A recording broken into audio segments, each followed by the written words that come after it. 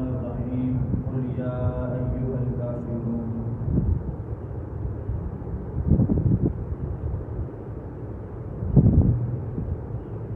سورۃ الکافرون بھی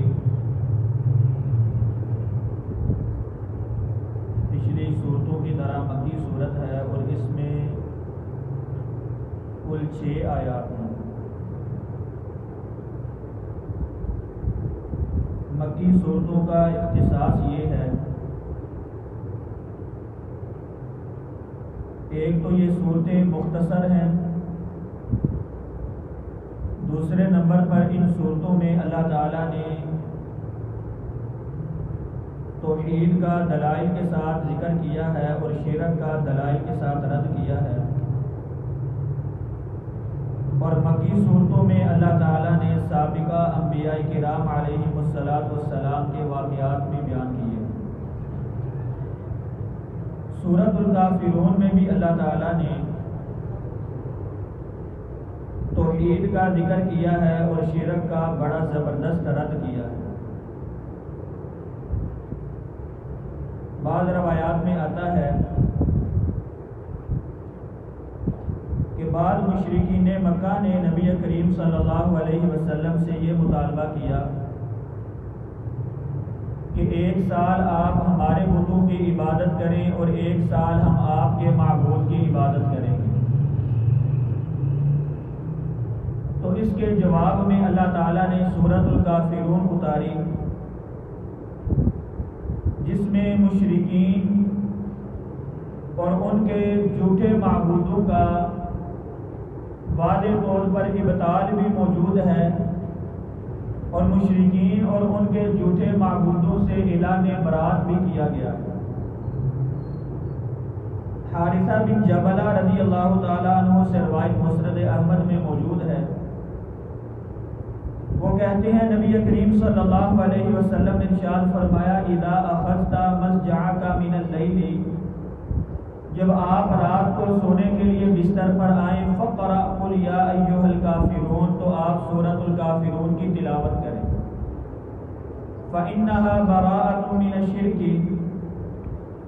بے شک سورۃ الکافرون کی تلاوت کرنے والا شرک سے بری ہو جاتا ہے۔ بعض روایات میں فإنها براءۃ من النفاق، رات کو سونے سے پہلے اس سورت کی تلاوت کرنے والا نفاق منافقت سے بری ہو جاتا ہے۔ اور بعض روایات میں نبی کریم صلی اللہ علیہ وسلم کا بھی یہی معمول بتایا گیا ہے کہ آپ رات کو سونے سے پہلے جب بستر پر آتے، جہاں پر نیند کے دیگر اذکار آپ پڑھا کرتے وہاں پر سورۃ الکافرون کی بھی تلاوت کیا کرتے۔ سورۃ الکافرون کے ساتھ نبی کریم صلی اللہ علیہ وسلم کا بڑا عجیب سا تعلق تھا۔ آپ صبح و فجر کی 2 سورتوں میں پہلی رکعت میں سورۃ الکافرون کی تلاوت کرتے اور دوسری رکعت میں سورۃ الاخلاص کی تلاوت کرتے۔ بیت اللہ کا طواف کرنے کے بعد جو طواف کے بعد کی جو 2 رکعات مقام ابراہیم کے پیچھے ادا کی جاتی ہیں، ان میں بھی پہلی رکعت میں آپ سورۃ الکافرون پڑھتے اور دوسری رکعت میں سورۃ الاخلاص پڑھا کرتے۔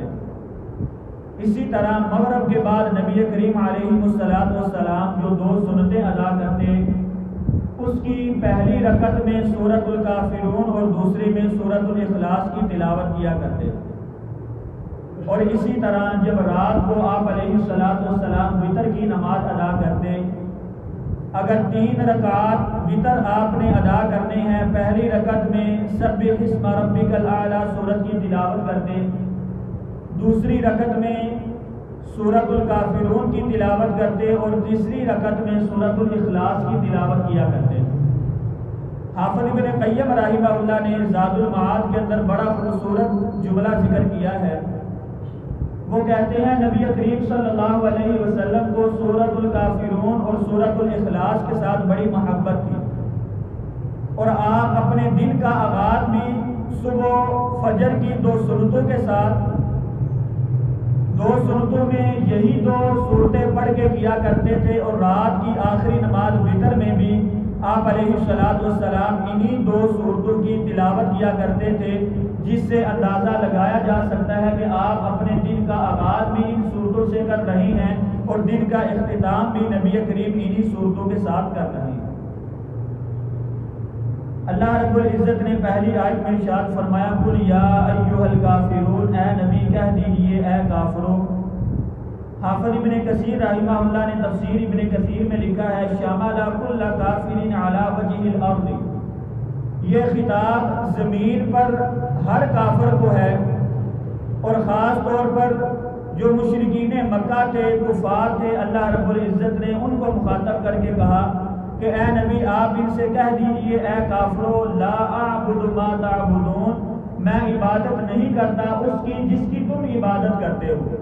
تم نے اللہ رب العزت کو چھوڑ کر جھوٹے معبود بنا رکھے ہیں، میں ان کی عبادت ہرگز نہیں کرتا۔ وَلَا أَنْتُمْ عَابِدُونَ مَا أَعْبُدُ، اور نہ تم عبادت کرنے والے ہو اس کی جس کی میں عبادت کرتا ہوں۔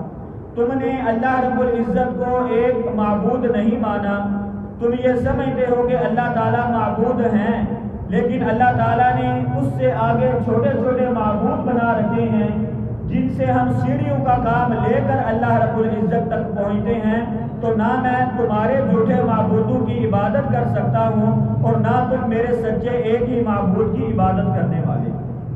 چوتھی آیت میں اللہ تعالیٰ نے ارشاد فرمایا وَلَا أَنَا عَابِدٌ مَا عَبَدتُّمْ، اور نہیں میں عبادت کرنے والا اس کی جس کی تم عبادت کرتے ہو۔